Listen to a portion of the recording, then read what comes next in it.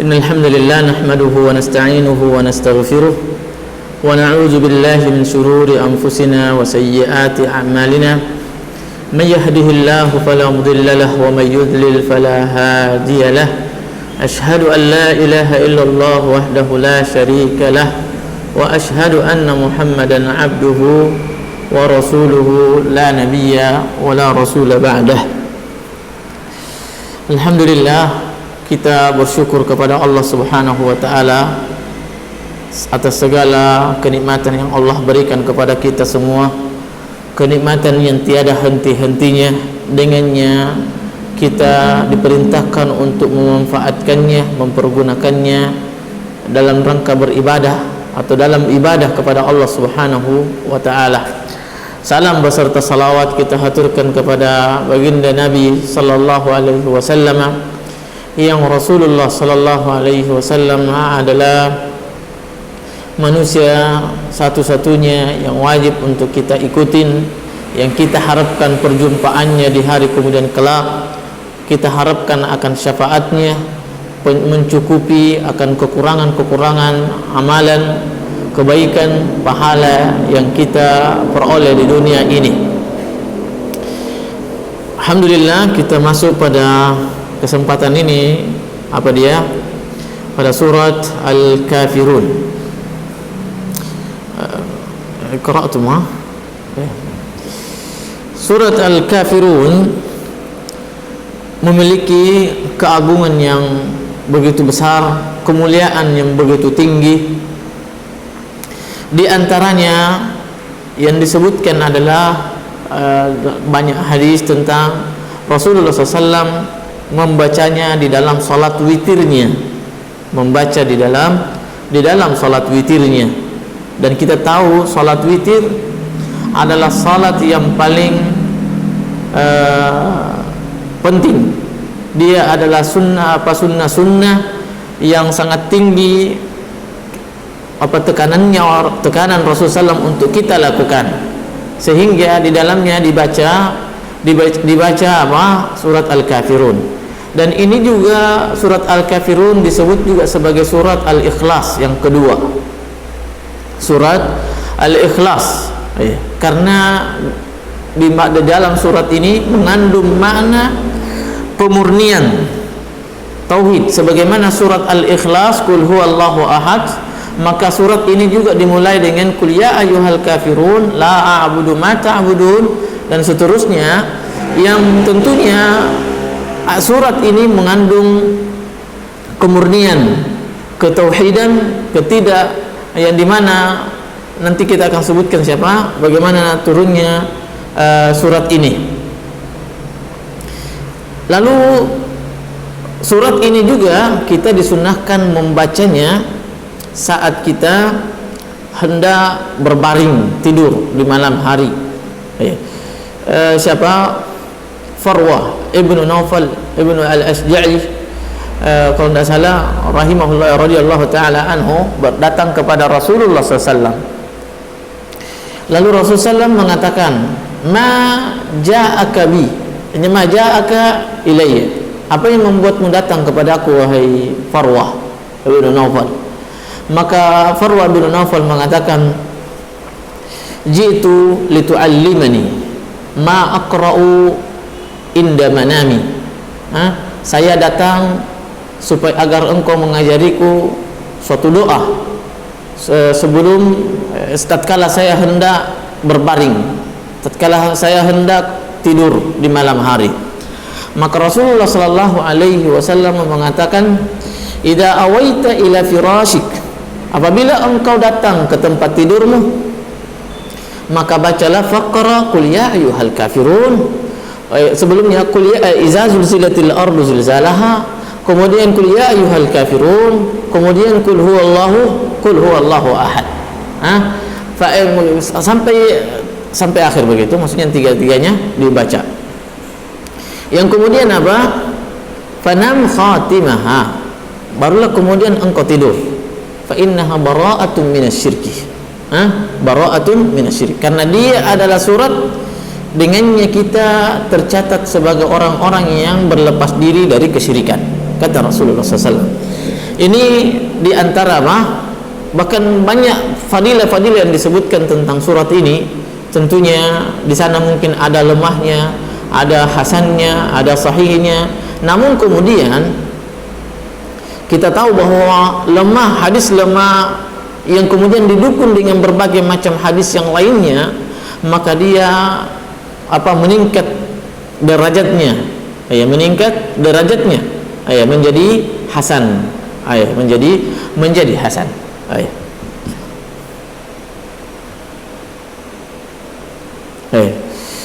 Kemudian kata firman surat ini, kata beliau, nazalat lamma qala rahtun minal musyrikin. Nah, surat ini turun tatkala sekelompok orang-orang musyrikin berkata kepada Rasulullah sallallahu alaihi wasallam, ta'budu alihatana sana. Wahai Rasulullah, ya Muhammad, mungkin begitu kalimatnya mereka karena mereka tidak sopan. Ya Rasulullah, ta'budu alihatana sana. Engkau menyembah kepadaku, menyembah kepada Tuhan-Tuhan kami selama setahun.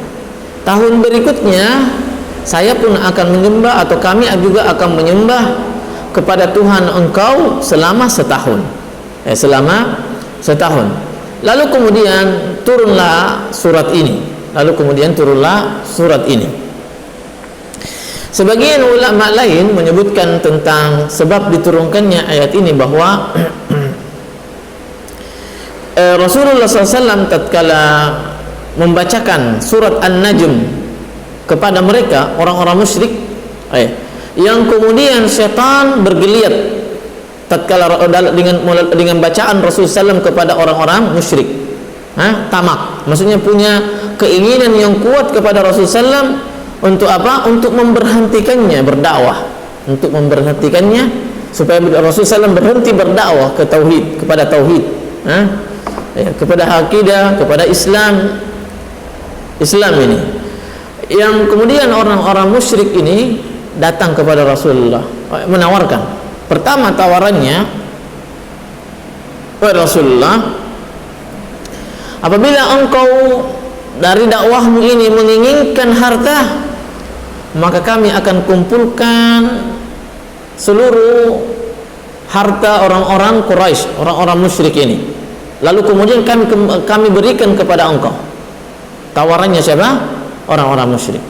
Lalu kemudian Rasulullah SAW menolak, tidak mau terima dia, karena Rasulullah SAW tahu bagaimana hakikat dunia itu. Kemarin kita sudah sebutkan bahwa para ulama salaf itu sangat berhati-hati dalam menerima menerima pemberian raja, memberi pemberian pemerintah kepada seorang ulama itu. Hati-hati. Bukan berarti karena halal haram, tidak, tetapi ini dalam bentuk kehati-hatiannya. Jangan sampai dengan pemberian tersebut membuat dia berbicara dan mengatakan ini halal, boleh saja, padahal dia adalah haram, gara-gara pemberian orang tersebut. Kenapa? Karena pemberian ini betul-betul memiliki pengaruh yang sangat kuat pada diri manusia. Dia mainannya adalah hati, pengaruhnya adalah hati. Minimal kalau dia tidak ikut dengan kita, maka kita akan merasa kagum, merasa senang, merasa bangga dengan orang tersebut, dan sulit bagi kita untuk untuk menceritakan orang tersebut dengan keburukannya. Ini orang Islam, maka Rasulullah SAW yang menawari dia orang kafir, yang tentunya tidak ada tujuannya. Hampir bisa dipastikan tujuan orang kafir ini, dan nyata buktinya turun ayat ini, bahwa tujuan orang kafir ini menawari Rasulullah SAW harta yang banyak agar dia berdakwah tadi, agar dia berhenti dari dakwah. Namun kemudian Rasulullah SAW menolaknya. Lalu kemudian orang musyrik ini pun mengatakan, wahai Rasulullah, kalau engkau tidak menginginkan harta, maka berhentilah berdakwah. Niscaya kami akan mencarikan wanita tercantik di bangsa Arab ini, lalu kami menikahkanmu dengannya. Maka Rasulullah Sallallahu Alaihi Wasallam tidak mengindahkan tawaran-tawaran mereka. Padahal kita tahu bahwa Rasulullah SAW apa dia? Hubbiba ilayya syai'an. Kata Rasulullah SAW, hubbiba ilayya syai'an. Sudah ditetapkan bahwa maksudnya saya sangat cinta, saya sudah menjadi cinta, betul-betul cinta dua perkara di dunia ini. Apa dia? Parfum dengan wanita, Namun bersamaan dengan itu Rasulullah SAW menyenangi wanita, senang dengan wanita. Artinya buktinya dia menikah, namun ketika wanita ini menjadi gadainya adalah agama, maka dia meninggalkannya serta merta begitu saja. Tidak ada keraguan di dalamnya. Apabila menjadi korbannya adalah agamanya, maka beliau pun menolak tawaran orang-orang kafir Quraisy ini. Tawaran yang ketiga, orang-orang musyrikin kepada Rasulullah SAW, ini dia. Apa dia? Mereka menawarkan kepada Rasulullah, kalau engkau tidak mau, maka bolehlah kamu berdakwah, tapi setahun kamu menyembah Tuhan kami, lalu kemudian kami pun ikut kepada engkau dan menyembah Tuhanmu selama juga setahun. Demikian seterusnya, setiap tahunnya pergantian menyembah. Inilah yang diinginkan oleh orang-orang Quraisy. Maka Rasulullah sallallahu alaihi wasallam mengatakan kepada mereka, anzur ala ma qala liya rabb ala amrillah. Tidak, saya menunggu jawaban dari Allah, dari Rabbku. Maka Allah pun menurunkan surat ini, Qul ya ayyuhal kafirun, sampai 5 ayat ini. Sampai 6 ayat ini. Lalu kemudian tatkala turun ayat ini, maka dibacakan pula kepada mereka. Sebelumnya tadi dibacakan surat An-Najm. Maka tatkala turun ayat ini, mereka pun putus harapannya untuk bagaimana Rasulullah SAW berhenti dari dakwah. Dan ini adalah contoh bagi seorang mukmin yang mengajak saudaranya pada kebaikan, menasihati dan mendakwahi saudaranya. Apabila dia terhalangi untuk berdakwah, dia betul-betul tidak berdakwah pada suatu tempat, maka dia akan berpindah. Intinya dakwah ini yang dia jalankan adalah tidak boleh berhenti. Namun demikian perlu diperhatikan bahwa berdakwah ini hukumnya adalah apa? Secara umum hukumnya adalah fardu kifayah. Artinya kalau ada suatu tempat itu orang berdakwah, berarti kita sudah gugur kewajibannya. Kalau ada suatu tempat di situ ada orang yang berdakwah, kita tidak berdosa lagi. Kecuali di sana tidak ada orang yang berdakwah, berarti apa? Kita akan berdosa semuanya. Berdosa orang di situ yang mengetahui bahwa di sini tidak ada dakwah. Dan ini adalah sebuah peringatan bagi orang yang bergampangan mengambil profesi dakwah ini. Orang yang bergampangan mengambil profesi berdakwah. Artinya apa? Kadang orang menjadikan dakwah itu adalah ajang untuk unjuk gigi, menampakkan dirinya bahwa dirinya adalah hebat, pandai mengolah kata-kata, namun kemudian dia tidak memperhatikan mana kewajiban lebih utama, lebih wajib dari berdakwah untuk diri pribadinya. Untuk diri pribadinya. Terkadang ada orang tidak berdakwah karena dia punya tanggungan, mungkin keluarganya atau apanya atau ibunya butuh perawatan dari anaknya, tidak ada yang merawatnya, maka ini lebih wajib baginya dibanding dia berdakwah kemudian dia meninggalkan kedua orang tuanya atau menelantarkan kedua orang tuanya, menelantarkan istrinya dengan alasan dakwah begitu. Padahal dakwah ini tidak sembarang orang yang harus tampil di depan manusia mengajak orang kepada kebaikan. Kenapa? Karena di sana ada rambu-rambunya, ada tahapan-tahapannya. Maka inilah Rasulullah sallallahu alaihi wasallam pun memberikan contoh kepada kita dalam berdakwah, bahwa kalau dia dilarang berdakwah, maka dia akan perhatikan berdakwahnya Nabi SAW. Tatkala mereka putus asa, orang-orang musyrik putus asa, tidak ada lagi harapannya untuk mengajak Nabi, mengurungkan niatnya untuk berhenti dari dakwahnya, maka mereka membuat makar kepada Rasulullah sallallahu alaihi wasallam. Yang pada saat itu Rasulullah SAW tidak bisa berdakwah di kota Mekah. Maka apa yang terjadi? Maka beliau pun pindah ke sana, pindah ke kota Madinah. Subhanallah, di sana lebih diterima. Subhanallah, di sana lebih diterima. Intinya ini menunjukkan bahwa carilah suatu tempat di mana engkau lebih bermanfaat menyebarkan dakwah ini. Apabila tidak ada yang, maksudnya apabila engkau menjalankan dakwah dan tidak ada yang kita ini menelantarkan dari kewajiban kita, dari kewajiban kita. Kemudian kata beliau, Allah Subhanahu wa taala berfirman, "Qul ya ayyuhal kafirun la a'budu ma ta'budun." Wah, katakanlah wahai Muhammad, tatkala sudah diajak untuk berhenti berdakwah atau diajak untuk menyembah Tuhan mereka, apa jadinya? Allah mengatakan, katakan wahai Muhammad, wahai orang-orang kafir, la a'bud, saya tidak menyembah ma ta'budun, apa yang kalian sembah, yaitu apa? Berhala-berhala. Yang kemudian beliau menyebutkan di sini adalah la a'budu, saya tidak menyembah sekarang, saya tidak akan menyembah Tuhan-Tuhan, saya tidak akan menyembah Tuhan-Tuhanmu, dan kalian pun tidak akan menyembah Tuhan saya, Tuhan saya.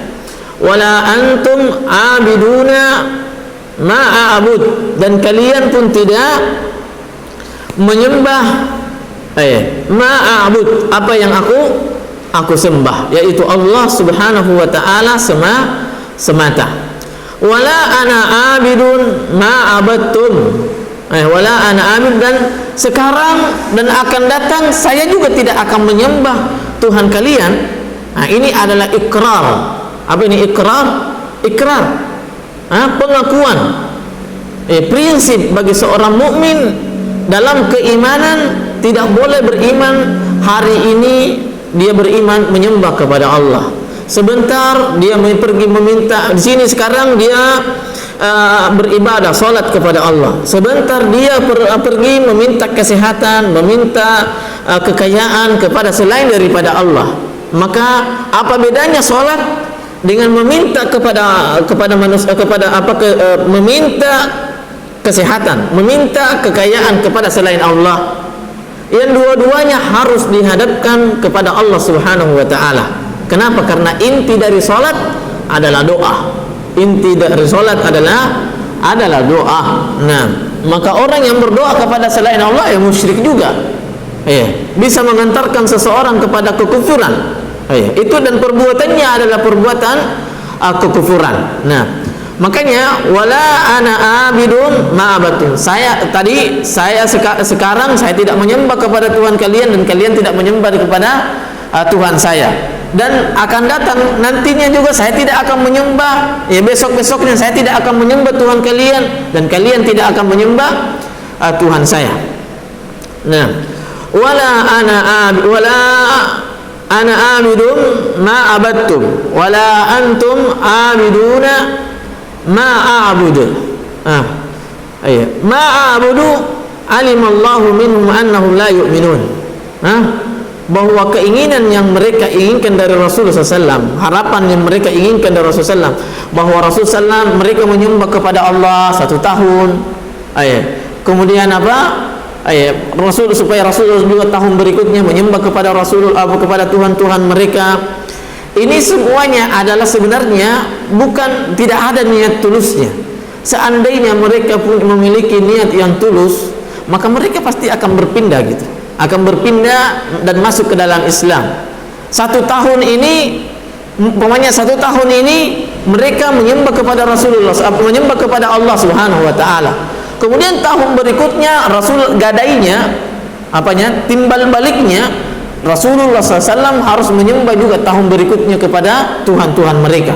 Maka ini bukti bahwa mereka tidak tulus dalam keimanan. Artinya apa? Janji-janjinya itu bahwa saya juga akan menyembah kepada Tuhanmu begini-begini, itu hanya apa? Permainan, supaya Rasulullah SAW mengiyakan dan mereka mendapat persetujuan dari Rasulullah SAW bahwa ketuhanan penyembahan yang mereka lakukan itu adalah benar. Itu yang mereka inginkan. Dan ini makar orang-orang kafir. Makarnya orang-orang kafir. Yang kemudian mereka muncul bahasa bahwa kita tidak boleh melarang orang, tidak boleh menyalahkan satu sama lain. Semua itu kebenaran, sama-sama menyembah Allah. Orang Nasrani, orang Yahudi, orang Islam sama-sama menginginkan surga dan ridho Allah Subhanahu wa taala. Maka jangan menyalahkan mereka, mensesatkan mereka, mengkafirkan mereka. Ini adalah makarnya sampai saat ini ada. Sampai saat ini ada. Namun ketika seorang jeli memperhatikan kalimat tersebut, kepada siapa kalimat itu dia tujukan? Tentunya kepada umat Islam. Bukan kepada umat yang lain. Bukan kepada umat yang lain. Kenapa?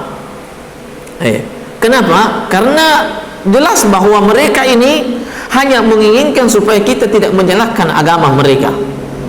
Padahal mereka menyalahkan kita, sehingga mereka menyebutkan kita sebagai apa? Sebagai domba dalam agama mereka. Orang-orang di luar Nasrani itu adalah domba-domba yang apa? Yang harus diselamatkan.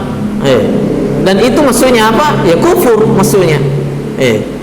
Ketika kita orang Islam mengatakan ya selain daripada Islam berarti kafir, itu bukan kita yang buat. Siapa dia? Allah Subhanahu wa ta'ala. Nah, kemudian wala antum abiduna ma a'bud, wala ana abidum ma abattum wala antum abiduna ma a'bud lakum dinukum waliyadin. Ini apa? Antara itu dua ayat yang berderet-deretan. Wala antum abiduna ma a'bud wala antum abiduna ma a'bud. Nah, bisa diingat wala ana abidum ma abattum. Ini adalah sebagian ulama mengatakan dia adalah tikrar, pengulangan. Pengulangan. Yang kemudian kita tahu bahwa kita lanjutkan dulu apa dia? Lakum dinukum waliyadin. Bagimu adalah agamamu dan bagiku adalah agamaku. Sebagian ulama mengatakan agama di sini din di sini bukan agama tetapi balasan. Karena di antara makna agama adalah balasan. Di antara makna din adalah balasan. Berarti lakum dinukum lakum jazaukum. Lakum jazaukum. Bagi kalian amalan kalian adalah balasannya. Dan bagiku adalah balasanku. Balasan amalan tauhid yang aku lakukan, yang aku tunaikan, itu maknanya. Sebagian ulama menyebutkan bahwa ini di sini penafsirannya tadi disebutkan ada al-hal, sekarang, kemudian mustaqbal dan akan datang. Kata Imam Az-Zajjaj rahimahullah ta'ala, dia mengatakan pengungkapan tafsir semacam ini adalah takalluf, adalah terlalu membebani, memberat-beratkan diri dalam menafsirkan Al-Quran. Kata siapa? Imam Az-Zajjaj. Yang kemudian ini sudah menjadi apa? Naluri bahwa orang beriman itu yang kuat keimanannya itu tidak akan beriman hari ini kemudian besoknya kufur dan seterusnya, timbal balik saja begitu, tapi terus menerus. Tidak perlu digunakan hari ini saya beriman dan besoknya, tidak perlu. Tapi semuanya ini maknanya adalah apa? Ta'kid, adalah penguat. Makanya orang Arab atau bahasa Arab kalau mau memperkuat suatu kalimat, suatu ungkapan, maka dia mengulangnya 2 kali sebagaimana dalam ayat ini. Dan kita banyak mendapati dalam bahasa Arab begitu, bahwa di antara bentuk penguatan itu adalah mengulang kalimatnya. Ja'a Zaidun, ja'a Zaidun, maksudnya betul-betul Zaid datang, betul-betul Zaid datang.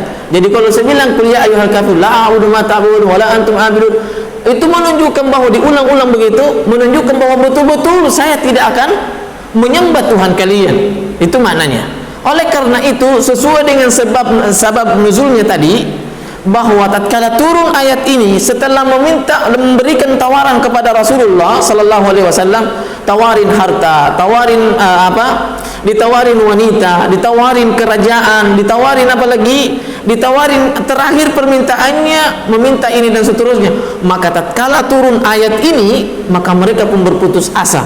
Tidak ada lagi harapannya agar bagaimana Rasulullah SAW ini turun sedikit pun dari semangatnya mendakwahkan tauhid.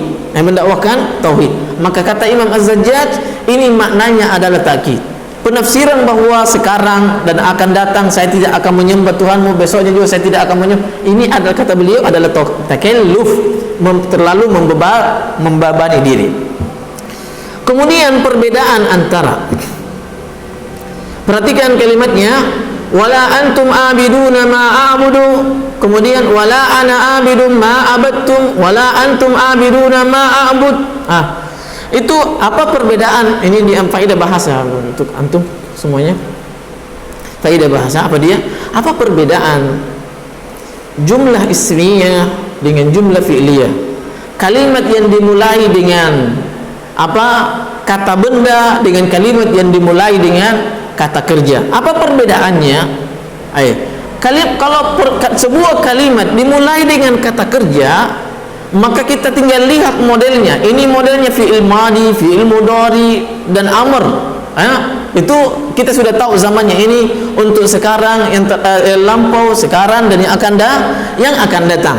Namun ketika di sebuah kalimat dimulai dengan kata benda, seperti apa? Al-baitu jamil. Al-baitu jamil. Apa maknanya? As-subutu wal luzum. Maknanya adalah tetap dan terus menerus. Al-baitu jamil. Rumah ini indah. Kapan itu? Sekarang atau akan datang? Dari sekarang sampai seterusnya dia indah. Rumah ini indah dan seterusnya sampai selesai, sampai roboh rumah. Sampai roboh. Itu perbedaan apa? Makna dari jumlah ismiyah dan jumlah fi'liyah. Nah, sekarang antum perhatikan, kita perhatikan, wala antum abidun, wala antum abidun. Wala antum abidun, wala ana abidun. Ini adalah jumlah apa dia? Jumlah ismiyah. Berarti apa maknanya? Maknanya adalah saya tidak akan menyembah kepada Tuhan kalian dan kalian tidak akan menyembah kepadaku selamanya. Maknanya adalah selamanya. Nah, kemudian kalimat ma dalam bahasa Arab itu diperuntukkan untuk apa? Untuk yang tidak berakal. Kalau yang berakal kan man. Namun kemudian para ulama menyebutkan di sini ma, la a'budu ma ta'budu, la, seterusnya itu wala ana a'budu ma abattum. Ini adalah apa? Ya boleh jadi yang dia maksud, tapi yang disebutkan oleh Imam Az-Zajjaj juga kalau tidak salah, apa dia?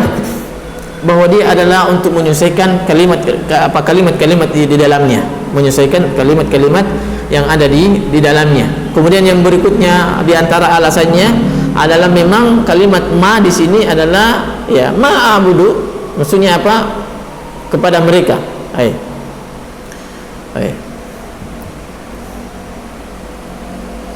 Mungkin sampai di sini dulu. Subhanakallahumma rabbana bihamdik, asyhadu an la ilaha illa anta, astaghfiruka wa atubu ilaik. Assalamualaikum warahmatullahi wabarakatuh.